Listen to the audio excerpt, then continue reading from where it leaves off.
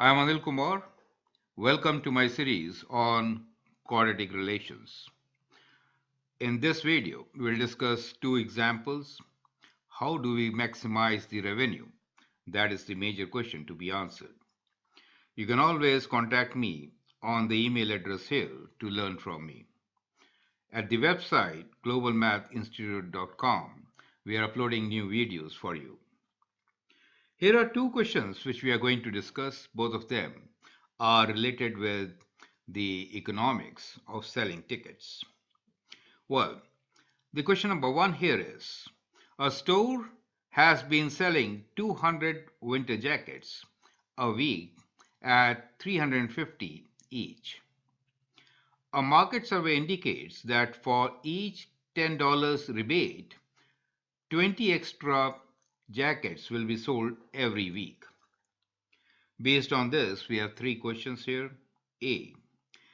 The number of winter jackets J can be modeled by the linear equation J equals to 900 minus Kp, where P is the price of each jacket and K is a constant.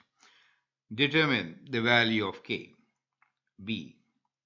Revenue R is the product of unit price and the number of items sold. Find the price to maximize the revenue. And C is to find the maximum revenue. Question number two is Rogers Center with capacity of 50,000 is being considered for a music concert. 20,000 seats have been blocked by the sponsors. From the past experience, it is known that 10,000 tickets can be sold if each ticket is sold for $30. It is also known that 1,000 more tickets can be sold for each dollar reduction in the ticket price. Based on this, we have three questions. Find the number of tickets T sold as a function of price P of each ticket. Find the revenue T as a function of price P and find the ticket price to maximize the revenue. Now, these type of questions are very popular when we come to the applications of quadratic functions. Let us see how to solve them one by one. Example 1. Let's read the question once again. The store has been selling 200 winter jackets at 350 each. So that is normal. A market survey indicates that for each $10 rebate, 20 extra jackets can be sold every week. Now, based on this, we have to find the solution, right? Okay. Now, in this, we are also given a relation which says the number of winter jackets sold, J, can be modeled by the linear equation J equals to 900 minus Kp, where P is the price for each jacket and K is a constant. We need to find the value of K. Okay. So let's understand the situation. J is the weekly sales. The weekly sale has been increased from 200 to J, and therefore the increase in sale is J minus 200, right? So the weekly increase is J minus 200. Now this happened because there was a rebate on the price. So rebate for each increase in 20 jackets, the decrease in price is $10, right? So in that ratio, we have to compensate for the price, for the increase in the sales, right? So for each additional jacket sold, the decrease in price is how much? Well, $10 for 20, right? So every dollar gives rise to two jackets increase, right? That is what it is. So the price at which the jacket is being sold, that price is not 350, which was the original price. It is 350 minus 10 over 20. So each jacket, that has been reduction on the price. J minus 200 were the extra jackets, right? So extra jackets times the reduction in the price, which was $10 for 20 jackets, right? So that is how you get your equation which relates the price with the number of jackets being sold. Now, we need to find the other way. That is to say, that we need to find what is the relation between the number of jackets sold to the price. So we'll rearrange this particular equation and write it in the required form, which is J minus 900 minus Kp. And then we can find the value of K. So I hope the strategy is absolutely clear. So here is the equation which we just derived. So let us take J to the left side with the half and rearrange this equation. So we get J equals to 900 minus 2P. Comparing, we know that the value of K should be 2. Okay? So that is how part A can be done. Now let us see how to maximize the revenue.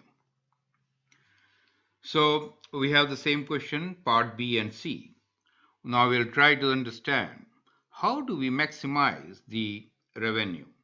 We already have derived the formula to relate the number of items being sold and the price. Revenue, as you know, is product of items sold with price. Now, 900 minus 2p is the number of items sold and p is the price. So when you multiply them, you get the revenue, which is 900p minus 2p squared. Now at this stage, we can complete the squares to get the result, right? To complete the squares, we will first factor out the leading coefficient, which is minus 2 here. So that is the first step. Minus 2 has been factored. It is good to always write the variable first. So p square minus 450, which is 900 divided by 2. To complete the squares, we'll take half of 450, which is 225, square it, add and subtract, as has been done here. Now, the first three terms form a perfect square, p minus 225 whole square, and the square of 225 is 50, 625. Multiplying by minus 2p, we can open and write this equation in the vertex form. So when you have the vertex form, which is with negative 2, so it's a parabola which opens in this fashion. And you clearly know that the vertex gives you the maximum, which will be at 225. That is the price, and the revenue, which is 101,250, right? So that is what we'll get. All the values are in dollars. So we can now write down our solution, which is that the optimal price for maximizing the revenue is $225, and the maximum revenue in this particular case will be 101,250. Perfect. So that is how we are going to answer such a question. Let's take another example just to understand if this method is absolutely clear or not. The second example here is Rogers Center with capacity of 50,000 is being considered for a music concert. 20,000 seats have been blocked by the sponsors. From the past experience, it is known that 10,000 tickets can be sold if each ticket is sold for $30. It is also known that 1,000 more tickets can be sold for each dollar reduction in the ticket. So here we have given you many numbers. Well, the capacity is 50,000, so 20,000 has been sold. So we'll take away that 20,000, and now we want to fill in the 30,000 back seats probably, right? That is what we need to fill in. So remember, this is the range. So even when you get the answer, you should know if the answer is more than 30,000, in that case, there is no point. I mean, we cannot get that price, right? Because those cannot be accommodated. So we'll have to review. So if it is less than 30,000, it is good enough. Okay, so that's the whole idea of giving you so many values. Otherwise, in the calculations, they are not going to change anything. So the important thing here is that we can sell 10,000 tickets at the price of $30. Now, for every dollar decrease, right, there will be 1,000 more tickets sold. This is kind of important. So that is what we are going to look into. applying the strategies which we just learned. T is the ticket sold, then the increase of number of tickets is T minus 10,000 because 10,000 we could have sold even without the reduction from $30. Now, with that reduction, what has happened really is that the price has been reduced from 30 to what? So that factor is for every dollar, 1,000 extra tickets have been sold. So the money reduction is number of items sold, the tickets in this case, minus 10,000 which were being sold without the reduction. Correct? So the increased number of tickets sold with decreased ratio of the dollar amount. Okay, so we get the price which is 30 minus 1 over 1000 times T minus 10,000. Now, we will rearrange this as we did earlier to get the first part, which was to find the number of tickets T sold as a function of price P, right? So that is our part A. So we'll bring the term T minus